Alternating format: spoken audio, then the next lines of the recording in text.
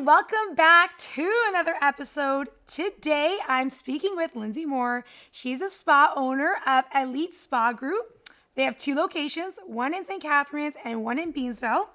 Skincare is something that I feel needs more attention than it gets. This may be a big surprise, but our skin is the biggest organ, and we should all be conscious of what we put on it. I'm really excited to have Lindsay on my show today.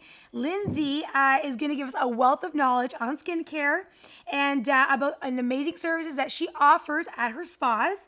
And I'm going to ask her some really cool questions. So thank you, Lindsay, for coming on today. My pleasure. Thanks for having me. I appreciate it. Awesome. Okay, so let's start off. Tell us a bit about yourself. Okay. So again, my name's Lindsay Moore. I am a mother of three. And of course, like you mentioned, I have two locations. I've been an esthetician since the 90s. So you can do some math there on your own without giving away too much about myself. Awesome. But yeah, it's one of those careers that I stumbled on early and it stuck. And I'm just very fortunate that I love what I do every day. Awesome. Yeah. What are some services that you offer at your spa? We are a full service day spa. So we have everything from the regular maintenance, like waxing, hair removal, of laser and sugaring as well. And we have a registered massage therapist, but we also get into some of the really nice bougier treatments and include some facials, some body treatments. We have airbrush tanning. We have everything you can think of. Okay, great. Okay, so I'm in my 30s, and I dare I say that I really have not paid attention to my skin. Like, you're growing up, you're like, oh, I want a tan. And then, you go outside and then you really don't use very good sunscreen. So anyways, I'm just thinking that I looked at a picture the other day and my mother said, Michelle, you look a little older now. And I was like, what? What? I look older than when I got married? Like that was 12 years ago. I look the same. She goes, no, you do not, but it's okay. We all age. And I start to think, wait a minute, should I be paying attention more to a skin routine? Should I be focusing on something? Definitely. And give yourself a little bit of a break too, because different stages of our lives, different things are important, right? Of course, I want everybody to go through their entire life with skincare being a huge priority, but we have children, you know what I mean? We have lives that happen, we have careers, things take precedence sometimes. So when you're really concerned about your skin, getting into a routine, of course, is the most important thing. And start with the basics. Don't overwhelm yourself and don't confuse yourself. Start with your cleanser, a cleanser that you like, and a moisturizer that you like. And then once you get those things in and you start to really enjoy them and see the benefits, then you're going to add maybe a really good exfoliant and so on and so on. So you want to start small, start basic so that you keep up with it. Because I find when you take on too much or you come home with 7 or 8 products, they end up sitting on the shelf and not doing you any justice. Yeah, totally. Yeah. Totally. But routine is, just starting small. Okay. All right. I like that because my husband will like that as well because I'm an over product person. I like to buy every product on the market and then it just sits in our closet and then I don't know what to do with them. Okay. And I find too, it's a bit of an investment and it should be. So you want to do it, you want to invest smartly, right? And just little at a time. Okay. I like that. Yeah. I have oily and dry skin. Like, I think that makes sense. I mean, there are some parts of my face that feel oily, like, this area. And then other parts, like right here under my chin, they're dry. It's really weird, but I sweat tons. And I'm always thinking, like, should I be washing my face multiple times a day? We get this question all the time. So when you're talking about your dryness, are you talking about flakiness? Yes.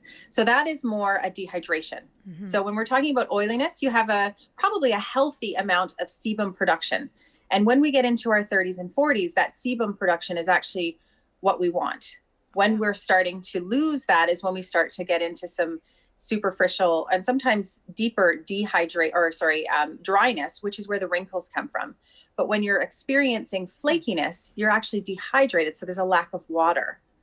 Right. Oh. And everybody's like, well, I drink tons of water. Yes, but it goes elsewhere in our body and then out of our body before a lot of us can really enjoy or benefit from that sort of hydration. So sometimes we've got to find the right skincare product to prevent that moisture loss because we evaporate moisture throughout the day. And of course, when we're sweating and things like that, which is great for detoxification, we can lose a little bit more moisture. Okay. So sometimes in our moisturizer, we want to find day protection that prevents moisture loss, but it'll also grab moisture and deposit it into the skin as well. Okay. So oiliness is great, but if it's over oily, we can help control some of that if it's too much. But mostly if you're feeling both oiliness and what you think is dryness, it's actually just dehydration. Oh, that's interesting. Yeah. I like that. Oh, I didn't know that. Mm-hmm. Okay, so I've heard that you could tell a person's age by looking at their hands. So I've been seriously creaming my hands constantly because I am that type that I will wash dishes in hot water and I don't cream after. I don't use gloves. I don't know. I really don't pay attention to my hands. But should I be creaming my hands more regularly? Yes. And there's a little bit of a genetic impact there as well. Sometimes we have to look at our moms to see like, oh, what does mom's hands look like? Well, that's part of it. Right. And I think and maybe it depends on what you do with your hands. And your occupation, like my hands, I've never had dry cuticles, or I've never really been concerned about it because I'm in moisturizers all day. I'm massaging people all day. So my job does impact that. But yes, moisturizer is important, but what people forget to do is use sun protection on their hands. Because when you're looking at, like when we're looking at celebrities, their face is gorgeous, their skin is gorgeous, but really if you look at their hands, you're like, oh, there's that, that's where the age kind of is shown because we can't do a whole lot for our hands if we haven't taken care of them. So a lot of the aging comes from a lack of sun protection, and our hands are out 365 days a year. Yeah. And we do it to our face because that's kind of that's ingrained in us, but we forget about our hands often.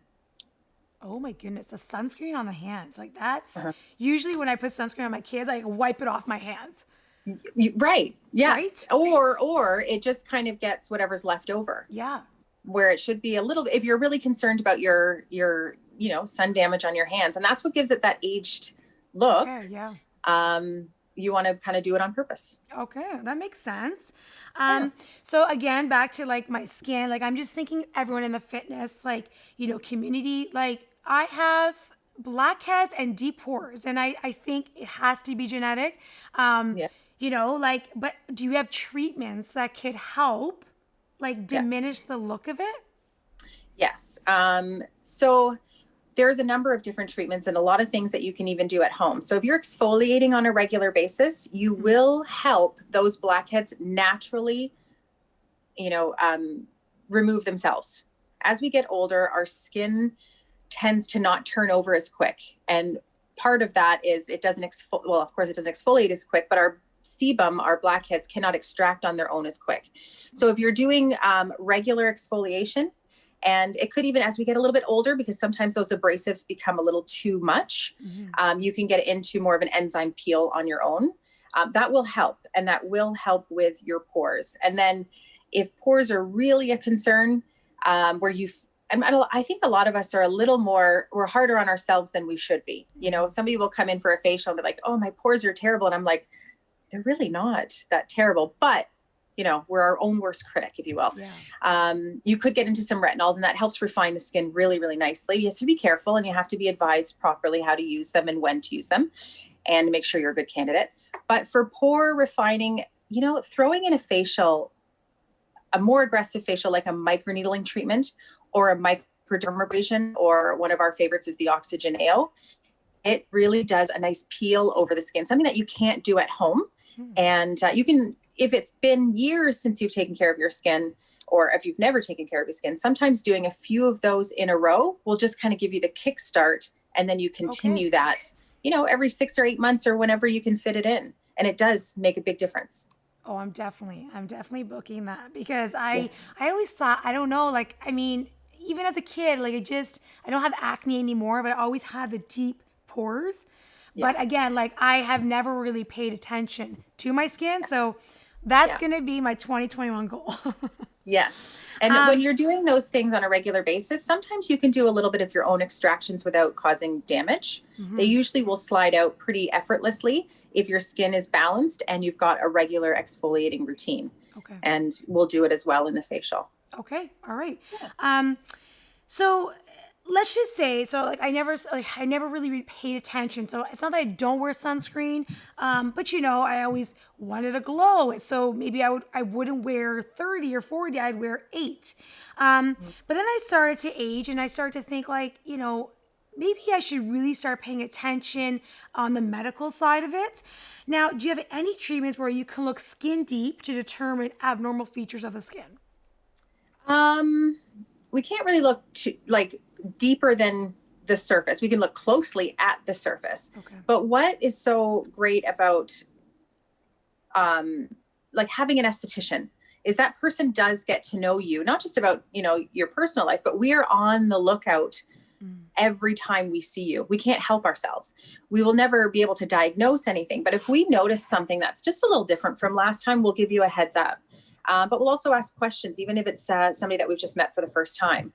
If there was just some raised pigment, we would question it and, ask, how long has it been there for? Has it always felt rough? Has it changed in size?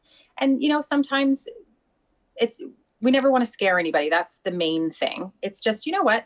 This is making me curious. Next time you have your doctor's appointment, or if you can give your doctor a call, make sure you have this on the list of things to check. Awesome. It's important. And I think that you said that you're not just, you're going to get a facial or whatever it may be, a treatment, but it's nice to know that there's a professional on the other side that's looking out for you and finding things that maybe you wouldn't pay attention to, because again, we all look in the mirror, but we don't look from different angles, right? Because we can't. You need help. You really do need help. And I think just having a general awareness of what's going on all over you on a regular basis, you might only see me 3 times a year or twice a year, or maybe once a year. Yeah. But to have just a good idea of what's going on and just, being self-aware and advocate for yourself at the doctor as well. Like you have to speak up for yourself because I know. Nobody else that will. more than ever now. That's for sure. Exactly. Yeah. Okay. So this may be too personal, but I was always like, I need to know. So I obviously teach a lot of fitness and I wear a lot of tight clothing, but I feel like my skin is super sensitive. Like I have these bumps on the back of my legs. And then, as I was reading, because I read everything, and it was saying that you wear too much tight clothing. You need to have your skin breathe. And I'm like, well, I don't know what that means. Like, should I be doing something with that? Like, is that normal to have these little raised bumps? It is normal, actually. And they can be in lots of different areas. And our skin is going to react to what we do to it regularly. Like if you ever paid attention at the next barbecue, look at all the men's, not all of them, but look at some men's shins and you'll notice patches of hair that is just gone. Yeah. Or their calves. And that is because they wear jeans a lot. Maybe that's just their normal thing. So it's a constant, if you overpluck your brows, they'll stop growing. So if you are bending a certain way, right, our elbows, that skin is going to react different to your forearms. Every body part will react different to what we're doing to it constantly. So yes, of course, when you're wearing tight, workout gear, but it's also what you're doing in that workout gear. And I'm sure you're lunging a lot more than perhaps the average person. So that might be what happens to you. You kind of have to weigh out. You're not going to stop working out because of this. No. But what you can do for it is what I think is the best for that that situation is a dry brush. Okay. I have a dry brush. I just thought should I be getting exfoliants? I don't know. I just feel super sensitive. Keep it simple, right? You don't need to, your dry brush will last you for a long time, right? It's not too harsh. Just light circles over the area, get in the shower. And then when you're done, follow up with your moisturizer. And if you do that consistently, it might take a couple of weeks to take effect and really help. Yeah. But it'll probably help with people who tend to get bumps in that area will also get some ingrowns that you might not even know are there. And that'll help lift it out as well. Oh, see, yeah. I'm learning, Lindsay. I like it. You just got to weigh the pros and cons, right? Like your fitness and your health is way more important. Right. But it's nice to know there's a little something you can do, especially if you're a little self-conscious about it. Okay, thank you. All right, so are you selling any products on lockdown? So for people that, are going to listen to this and think you know what, maybe I want to call and buy a product. Yeah, they can absolutely call. I'm still reachable, and of course through our website and all the social medias. It gets a little bit confusing, but I'm systematically checking them all as best as I can. Okay. And we're not really doing curbside pickups, but I am doing a lot of mailbox drop-offs, and it's just easier. I can manage my time a little bit better. I kind of create a route every 2 or 3 days, and do it gets me out of the house, which is enjoyable. Get some sun, get some vitamin D, Yes. and I don't really see anybody, but I just pop it in the mailbox, and away we go. Okay. I like Yeah, that. easy And peasy. last question. What are you doing to keep sane during this lockdown? Well, I promised myself, knowing that this was coming, my mindset was a major difference from the time before. I was not okay the last time. I think it was the first time any business owner, any mother of school children, I had no idea, and there was no way to prepare for it. So I didn't enjoy it last time at all. I was I don't want to call myself a basket case, but I certainly wasn't Yeah. my calm, cool, collected self. Where this time, knowing it was going to happen, I just promised myself that, you know what, I'm going to go with the flow. Right? I'm gonna roll with it. We're all going to be fine. It's okay. Yeah. And I focused on fitness 100%. Totally changed that, and I was able to, focus on family meal planning and things like that. Yeah. But another thing I started to do, which I've dabbled in a little bit, was meditation. Ooh, I like that. Yeah, and I think it's just really, I feel like very clear headed this time, and we're amping up. We're going to be opening up soon, and I'm ready and I'm excited, and I can't wait to see my staff, and I can't wait to see the clients, and I'm ready to go. Like, I'm recharged, if you will. That's amazing. I mean, I just feel like if you can find the silver lining in all of this, you're going to be okay. And you know what? Like, everything happens for a reason. And this next opening is going to be it. Yeah. And you know what? You can't control what you can't control. So you just have to, it's just all going to be good. That's amazing. Well, thank Yeah. you so much for talking My with me today. pleasure. Like, you're a wealth of knowledge. I love it. I love listening to this. I can geek out about it. I really can, if given the opportunity. And that's what I love about everyone's different profession. Everyone can geek out on what they love, and I love listening. So I'm definitely going to be booking a facial, and I know we talked about a body scrub. That's up my alley. Yeah, me too. I'll be going in right after you. That's awesome. All right, everyone, listen up. If you want to book an appointment with Lindsay and her 2 spas, I'm going to post the link. It's up on here as well. You can go to the website, make an appointment, look at all their services. They really know what they're doing there, and they have a wealth of knowledge as well. So thanks so much for Lindsay for talking with me today, and hopefully I get to see you soon. All right. Thanks so much. See ya.